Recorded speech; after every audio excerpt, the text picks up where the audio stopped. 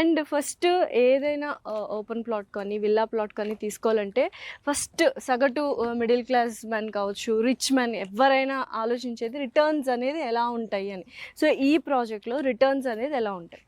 ఇప్పుడు returns wise మనం చూసుకునేటప్పుడు ఈ లొకేషన్ ఎలా ఉంది, ఎక్కడ ఉంది, అండ్ ఇక్కడ ఉండేటటువంటి ఫ్యూచర్ గ్రోత్ ప్రాస్పెక్ట్స్ ఏంటి, గవర్నమెంట్ తరఫు నుంచి ఇక్కడ ఏం రాబోతున్నాయి అనేది మనం చూసుకోవాలండి. సో ఆ పాయింట్ ఆఫ్ వ్యూలో చూస్తే అన్నపూర్ణ కౌంటీలో మీకు it's a highway facing project.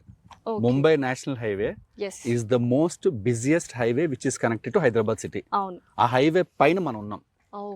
Number 1. So location is a first USP actual గా చెప్పాలంటే అన్నపూర్ణ కౌంటీకి. అన్నపూర్ణ కౌంటీ చుట్టూ ఎటువంటి డెవలప్మెంట్స్ జరుగుతున్నాయి రిగార్డింగ్ వాట్? బేసిక్ గా మీరు చూస్తే గనక ముంబై హైవే మీద రైట్ ఫ్రమ్ ముత్తంగి నుంచి జహీరాబాద్ వరకు కంప్లీట్ హైవే మొత్తం కూడా యాక్టివిటీ జరుగుతూ ఉంటుందండి. ఎక్కడ కూడా మీరు హైవేలో గ్యాప్స్ ఉండడం కానీ, అంటే బ్లాంక్ ఓపెన్ ల్యాండ్స్ కనిపించు మీకు. ఐదర్ ఎడ్యుకేషనల్ ఇన్స్టిట్యూషన్స్ కానివ్వండి, హాస్పిటల్స్ కానివ్వండి, హౌసింగ్ సొసైటీస్ కానీ, లేఅవుట్స్ కానీ, హోటల్స్, దాబాస్, అంటే గ్రోత్ తో నిండిపోయినటువంటి ఒక హైవే. ఆ హైవే మీద మనం ఉన్నాం.